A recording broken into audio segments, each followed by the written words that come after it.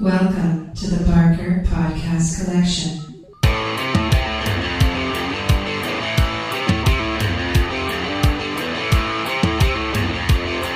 I suck, you suck, I suck at Call of Duty.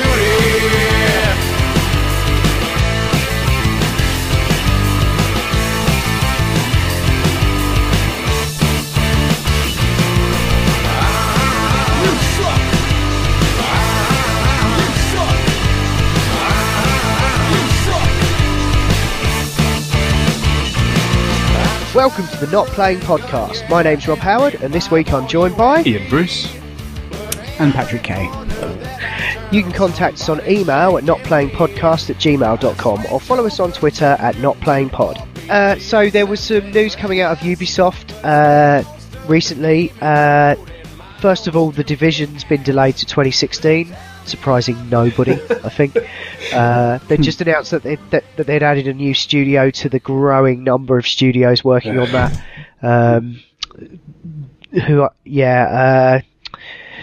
I think they're bringing in some guys to work on the multiplayer stuff, although the whole thing is multiplayer or something. But anyway, that game is not out this year. There'll probably be a load of fluff about it at E3, I imagine, but we won't be seeing it till 2016. What is more interesting coming out of Ubisoft, though, was the announcement of the new Assassin's Creed. And this was more interesting, did you say? Okay. I think so. Just the setting, there was a lot of information about it. Yeah. Let's just say. I'm not saying whether that's good or bad. Personally, none of it impressed me whatsoever. The pre-order special editions look awesome. They're hilarious. So yeah, Assassin's Creed Syndicate will be set in London in Victorian times, as we already knew. The name has changed. It was originally rumoured to be called Assassin's Creed Victory, but they've gone for Syndicate instead. I don't know where to begin with my levels of apathy for this. But it's nice to get it off my chest, I suppose. I think this just looks awful. I think that they were good enough, apparently. Well, I didn't watch all of the the announcement, whatever it was, but they did kind of eat a bit of crow about the last one and said, we're sorry for it being shit. Although you might disagree with that, Ian. I know you spent some time with it. I don't think it's shit, but they also said we're sorry about Assassin's Creed 3 being shit. And then Unity was a bit shit. So are they going to apologise for one and the next one's good? And then forget the shit ones they've done and then make the next one shit?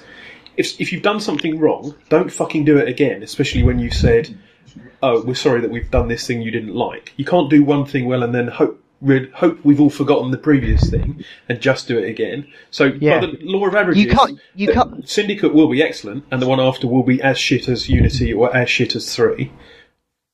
Well, I predict this one will be shit, and the one after might be good, because they can't afford for it to be shit. I think that's the problem. I think they can afford for it to be shit, because fuck nuggets will just buy it anyway, because it's another Assassin's Creed game.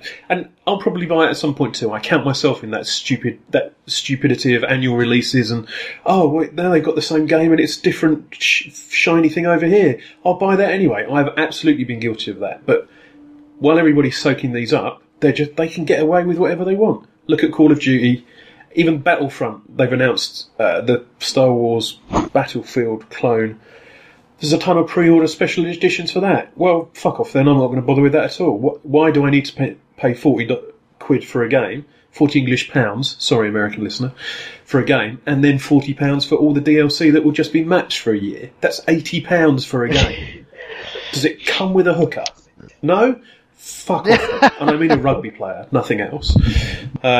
It's just, it's so commercialised and market-led and driven by the marketing, and they've got to get this and that, and they've got money to make, and I share your Imagine if albums were made. Well, if they were, you'd be like, right, you can, if you pay a little bit extra, you get it before everyone else.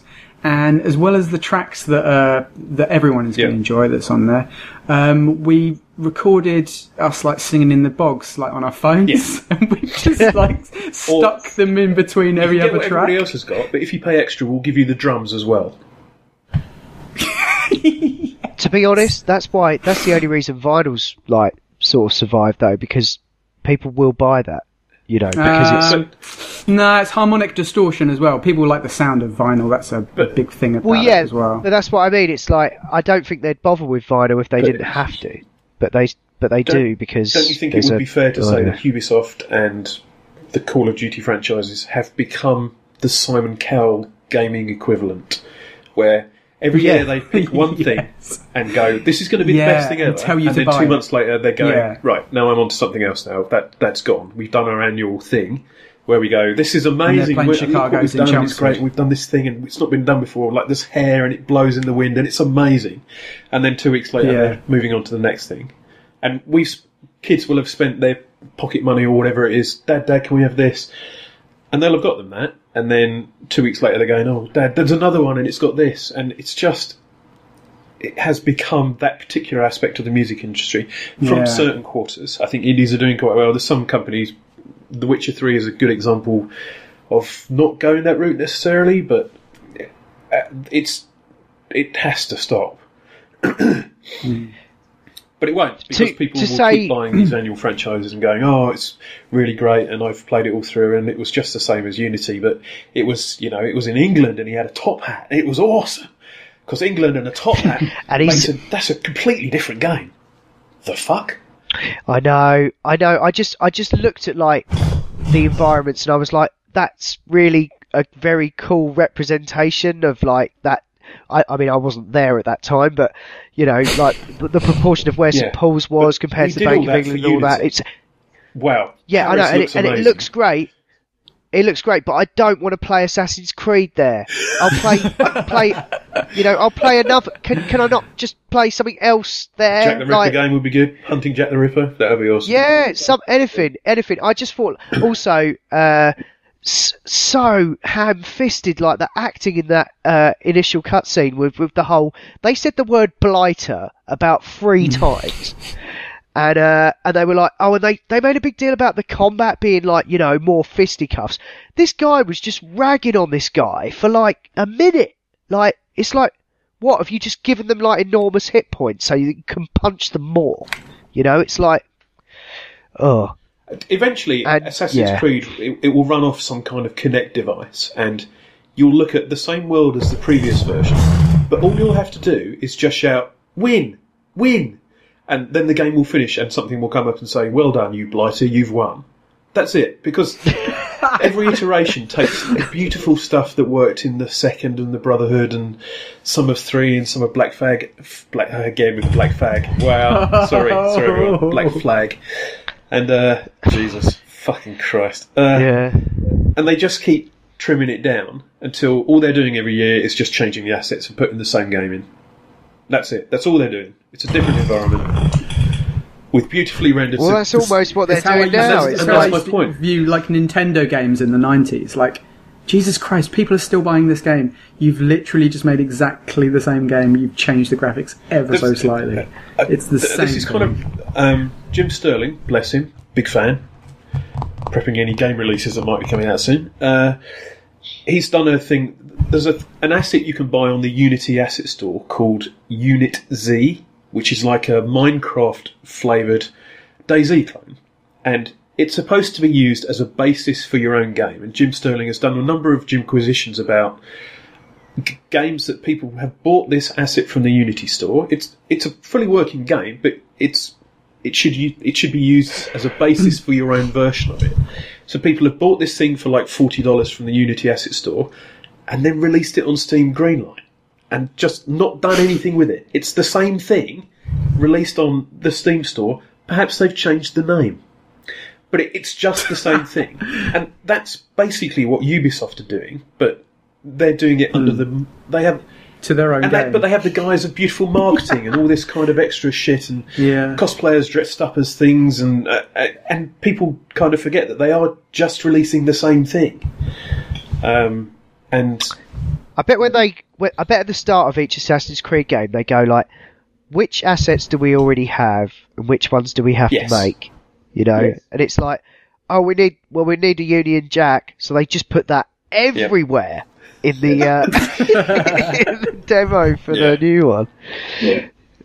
Oh, it's so impressive. They do Rockstar do it with GTAs, and we soak that up. So yeah, but Rockstar take a number of years to do a GTA. They're not releasing one every year. So, yeah, and now it's in Las Vegas or the next town over from the one before, and it's basically just desert with some bits and stuff and some coast, and yay!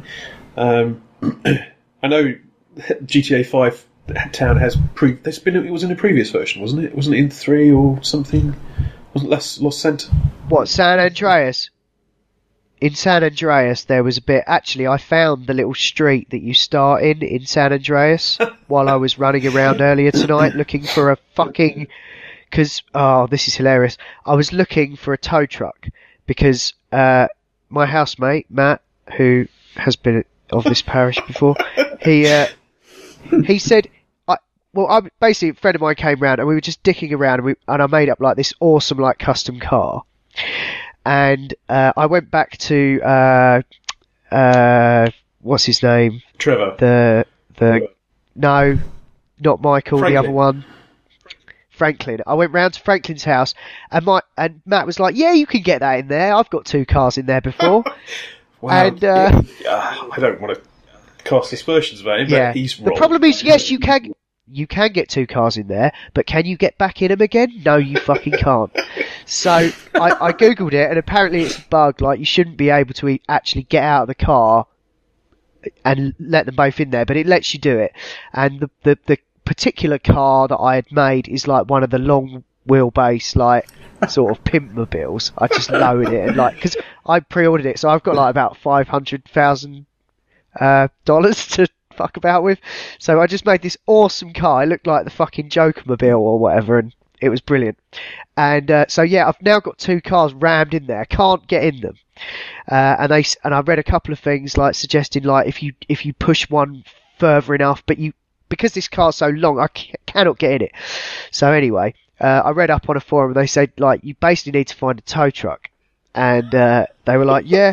And the description of it says, a tow truck can usually be found at this custom shop between like the city and the airport. Now, if you've played GTA 5, you know how fucking far that is.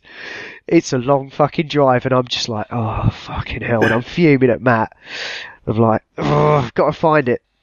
And so basically, I still haven't found this fucking tow truck. But apparently, if you back the tow truck up to the garage with enough like momentum, you can swing the hook onto the bottom of the car and pull the fucker out.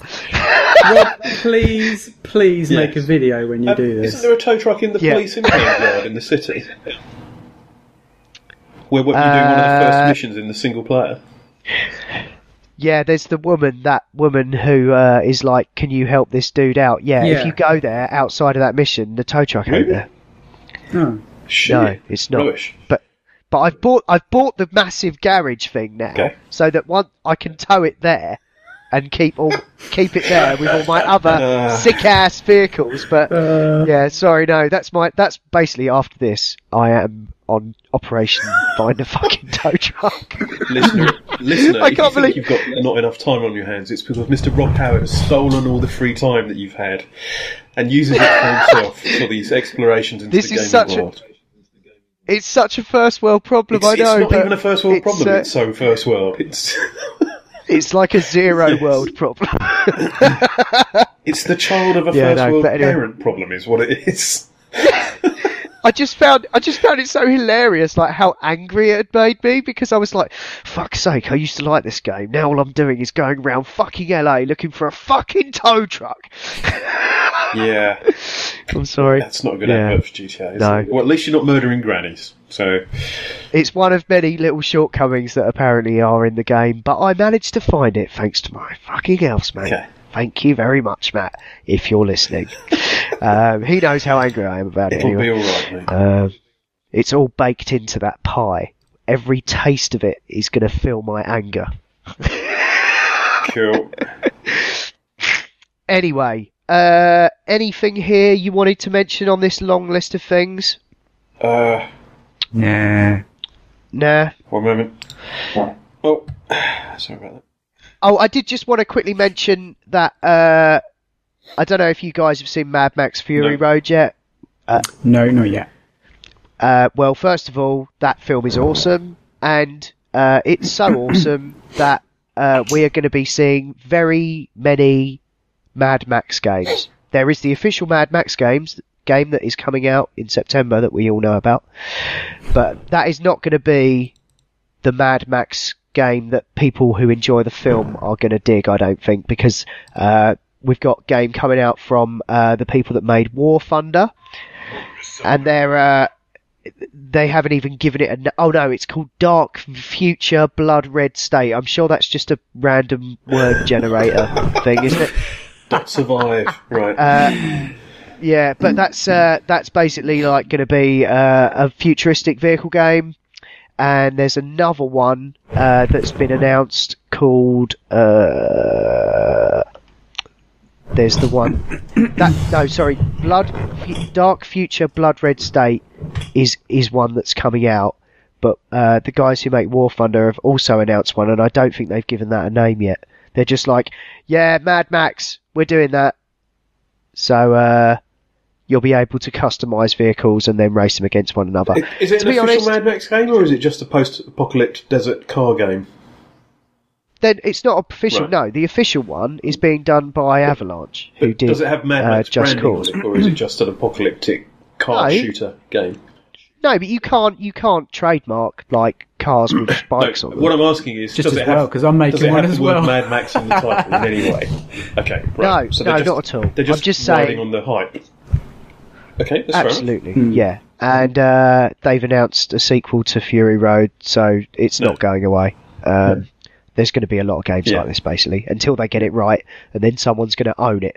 But, you know, whether Avalanche will do that straight out of the gate, or whether it will take someone else to do it, I just found it interesting because I kept seeing news stories about... Yeah, it's like, yeah, no shit, there's a film out at the moment that's doing quite well. Yes. And pretty much redefines the action genre to not overhype it too much, but it sort of does.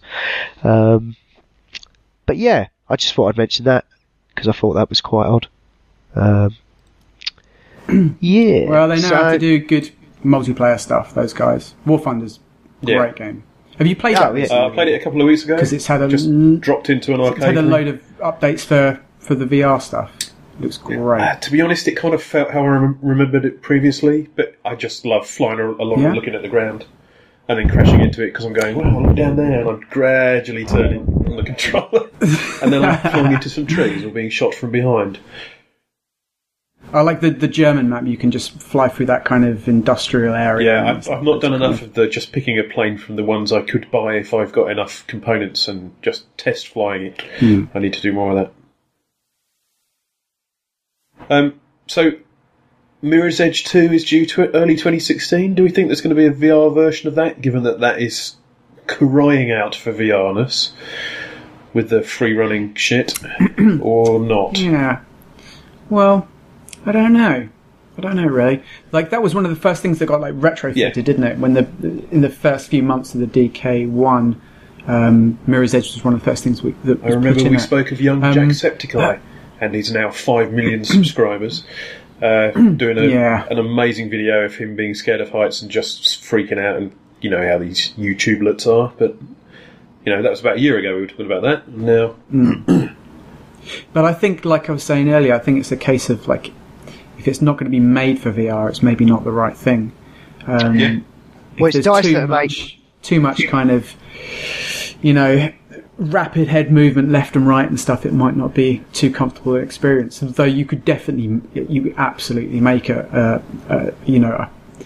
sort of game in VR. It's just whether or not they started it with it in mind, or I'm not sure they did. I'm just being exactly. Yeah, even if it doesn't, I'm probably not going to get it. So, I think considering how long we've had to wait for another Mirror's Edge, I think if there's going to be any like VR-ness going on with it, it's going to be modded. The only reason I'm saying it is because if if the Rift's coming out in Q1 2016, is that why some games are being delayed? I see what you mean. Again, that's probably optimistic, and why does everybody have to jump in the VR wagon when the wagon is quite full as it is?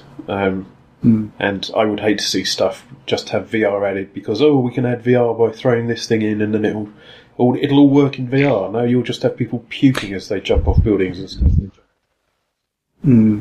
EA have been a bit cagey about their support for VR so far. They haven't really announced anything, have they? So I can't imagine it'll be long before they Dying do. Light, is it Dying Light going to get on EA involved in Dying Light somewhere? Are they? No? Okay, fair enough. No, that's Techland. Right. Okay. I don't know. I think they publish it. Speaking of Techland, Dead Island 2, who's being made by someone else now, that's been delayed to 2016. I was quite surprised about that, but I don't know. I'm not especially excited. It's not the original creators, so... And finally, I just wanted to mention Hellraid, a game that we talked about a couple of times not too long ago because I'd missed the fact that they'd sort of been rethinking it. It's just on hold now, so to be honest, I wouldn't be holding out for that anytime it's kind of a shame because that did look like it could be quite exciting. Wow, these I think it's full just screen adverts on these. Fuck you, PC Gamer. Jesus. I know, I just got one. If you refresh it, it sorts itself out. But yeah, it looks like they're putting all their efforts into the Dying Light franchise. Okay. So I think, so long Hellraid, I think we'll be getting Dying Light 2, 3 and 4 instead. Wow, refreshed. Full page advert again. That's not the way to win subscribers, PC Gamer. Make better stories, that would do it. You fucktards. Yeah. Right. Yeah, I hope they don't I do worry that they're going to focus all their efforts on Dying Light because Dying Light did quite well, mostly I think because there was nothing else out at the time. That's not really fair. That's my feeling. Have you played Dying Light? I haven't, no, but I just feel like what they're making is kind of quite generic. What, Dying Light, the game that you haven't played? Okay. Yeah, this is from someone who can't. Yeah, but look, they're not making me feel like I need to buy it. I don't know, nothing about it sort of. A lot of the things I heard about it was like it's fine, but it's not essential. It's not an essential to coin Eurogamer's fucking rating system. Okay. I don't know. But then I never played it. But you quite liked it. Yeah, and I still infrequently play it when I find an hour or two free, and I still figure that I think I can jump off that, but I can't, and I fall to my death. It's a beautiful world. It feels lived in and terrifying. They've definitely got the atmosphere right. So. No, it's still on my radar. It's still a game I want to play. It's just not like a high priority sort of thing. Not when there are all these other giant fucking games to play. I think if you've got a bit of zombie fatigue, it may not be a game for you at the moment. Yeah, no, I'm fine with zombies. Like, I there's nothing about it that I think is bad necessarily, having not played it. But I just think that I'm just concerned that they might be putting all their eggs in one basket. And sure, capitalise on the success of a successful game, but perhaps not at the expense of everything else you might do that might, it just seems a shame that they're putting projects on hold to focus on, the favourite, I don't know. Just because Dying Light's done well because it's out, It's a shame, but I guess maybe some of these smaller studios, they have to kind of focus on what works. Hence why we've had 3 Witcher games and no Cyberpunk game yet. Yeah. Which is what they're doing next. And hopefully that survives and we don't get Witcher 4 instead, because apparently this is the end of Geralt's trilogy. I'll be happy. Cyber bitches. Yeah. This has been the Not Playing Podcast in partnership with notlistening.co.uk. You can contact us on email at notplayingpodcast@gmail.com. Follow us on Twitter at notplayingpod. You can find the show notes for this show at notlistening.co.uk. And if you're listening to us on iTunes, then please do give us a review. Also, I just wanted to point out that our soundtrack is now being done by Miracle of Sound. Thanks Gav for letting us use your music. This is Gav. Okay, cool. That's all for now. Thanks for listening. See ya. Bye. My friend, I'm inclined to agree, 'cause I suck. You suck. I suck